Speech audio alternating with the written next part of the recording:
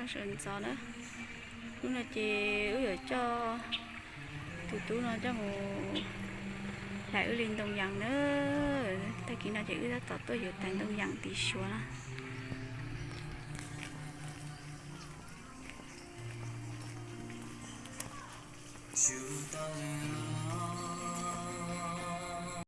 nó ta tới ở tại đồng dạng nữa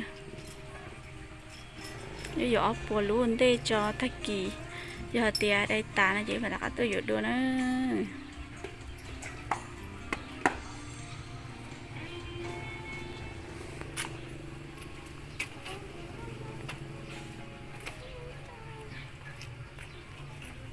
ai cái chuyện đó là sửa tay hết ai sửa hết bố mua chỉ cho luôn à đủ là sửa mà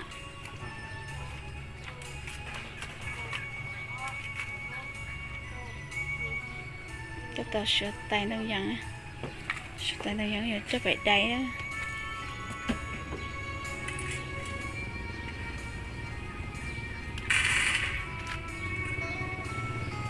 Mandy, pass it.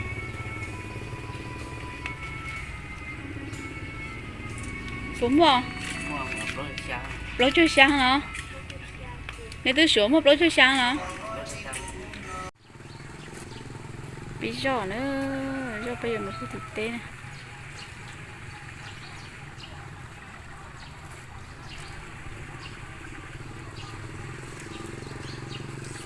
ý nó là chỉ do ý bùa chỉ cho lúc chỉ nó nở gió bùa lúc tay nữa cho nhớ lúc cười này chỉ cho lúc tay nữa này bó lô vậy chắc vậy đây chặt tay nào nữa nếu xuyên để chỗ cho bé sẽ được ngủ tú để tên tông nữa sẽ bây giờ một đây tay đi chặt nữa chẳng biết gì nữa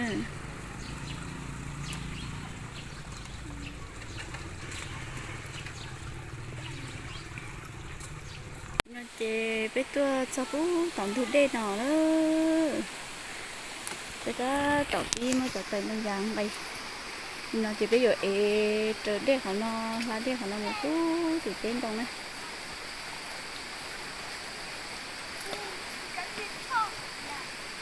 thì tôi có món gì đâu cơ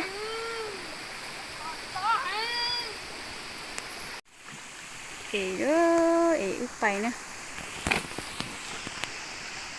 thì tôi ở trong rồi cấp bóng à cái mù nữa chẳng có gì đâu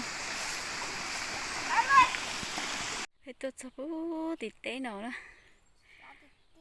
sắc rồi đó bố mới hết tóc con à mua hả tay tôi sắp thì nào sắc rồi đó tôi bố hồi tôi đã tỏ bí đây tay không nó đây là ốc bí lút tay cái này phải sẽ để tay này ở đây chả nè thôi chỉ một chắc cứ thế rồi từ tỏ ha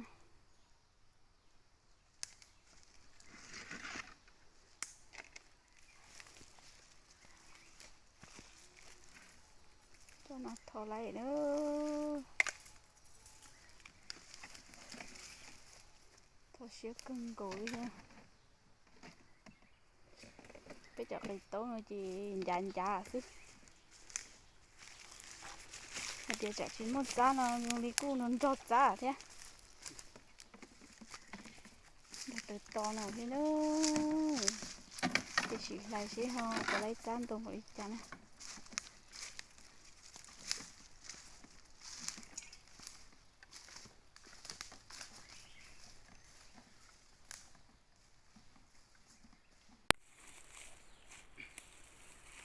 bị đẩy nữa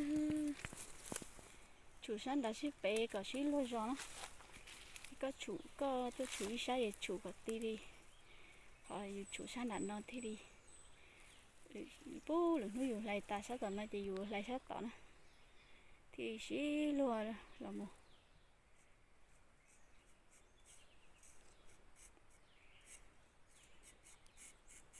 thế chó nó lo con gì cũng một giá thế này rồi.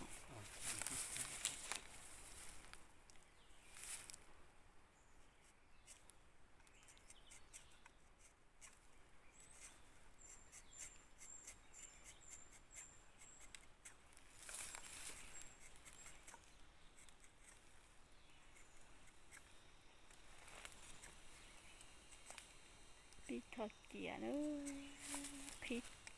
Phí thật thơ rồng là đèn đông.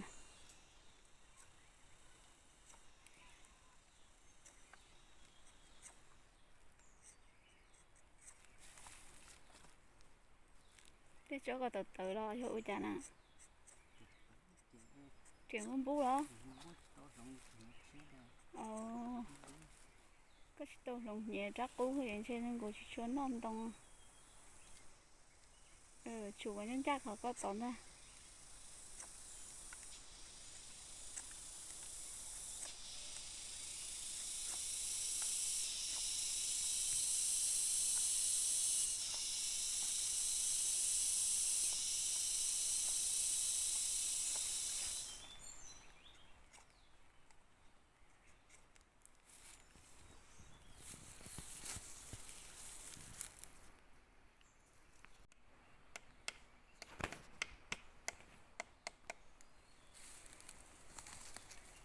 Thế chỗ này dùng đi giá nhận nhận ấy chỉ chôn thôi.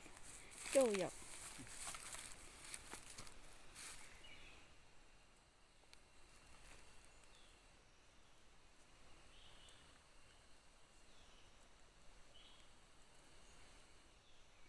Con chưa cái on rằng cái lấy cửa. Có cửa liệu. Chỗ lút tay chỗ.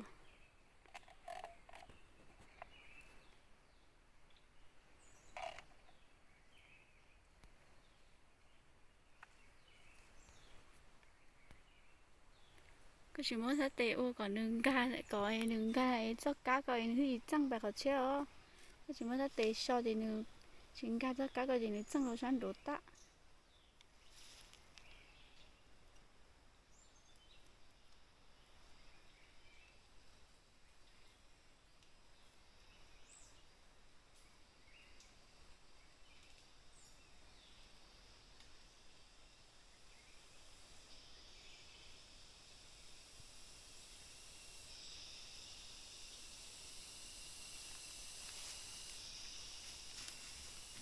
Lại nữa mình cho chia nữa. Đi lăng đây hả chị đặt nó cắn cần cổ nữa. Bây giờ ó lăng kế lăng thì đây mình trừ nữa.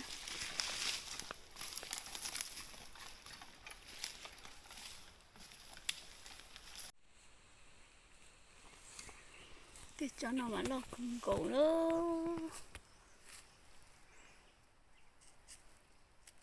Thì cho mà lo thì cho họ bị mê ai.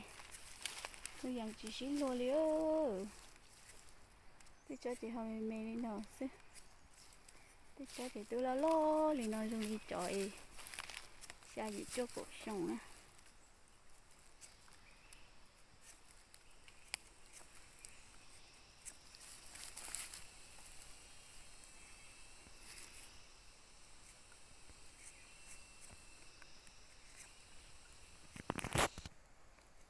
Thế cho nó mà một giá cơ đó đồ tự tổng thầy đã tỏi ở phía thông chỉ của chị đồ tự to đi nó tới nữa nó tự tiền chia đi nó tôi chỉ nó tỏi đây đó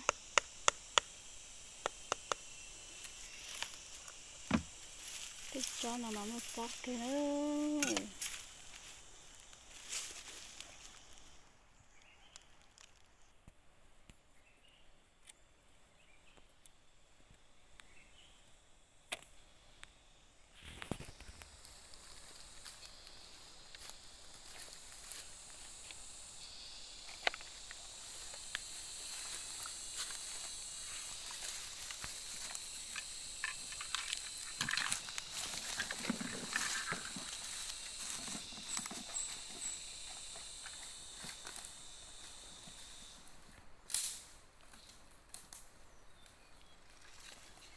sẽ lấy trả không mê mê hồ cắt tay nó chứ còn rõ bê tăng ha.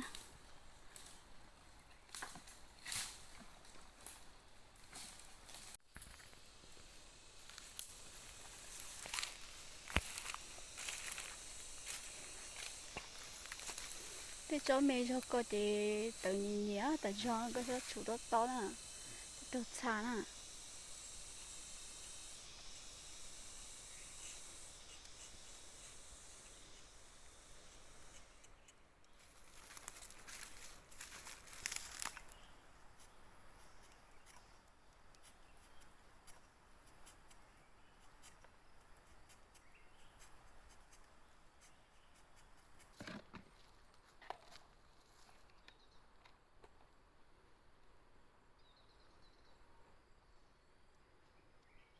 Nên nhẹ nhàng nên chỉ tông từ đó cho nè.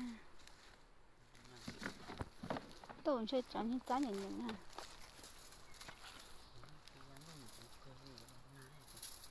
Tôi sẽ đủ lon nào ô. Rồi nó thêm tổng là chỉ tí chắn được cú cơ ra.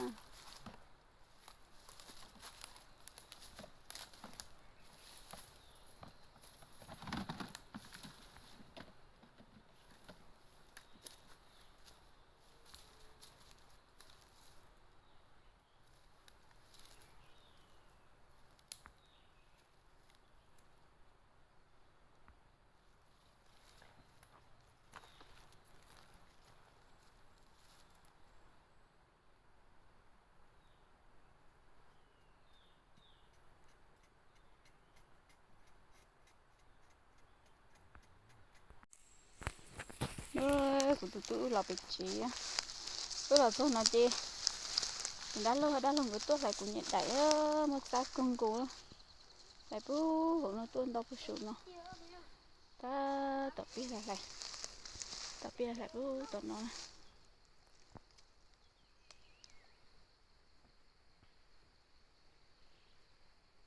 cho thì tiêu thì cho cái nào mà bố sụn lại chỉ tôi ta đó, chúng ta tập đi lại ha.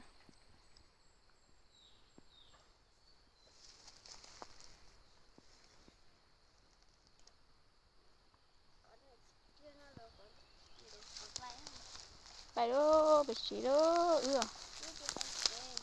bài được có một phút hộ mình tu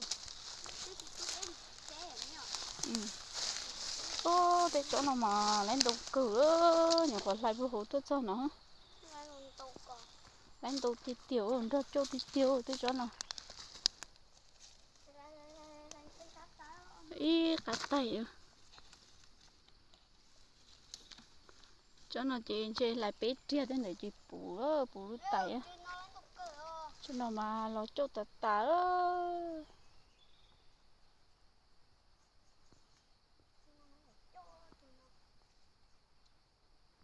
nhỏ còn là nó một tí bị nó ở cá bị nó ha tôi lên đầu thì tiền á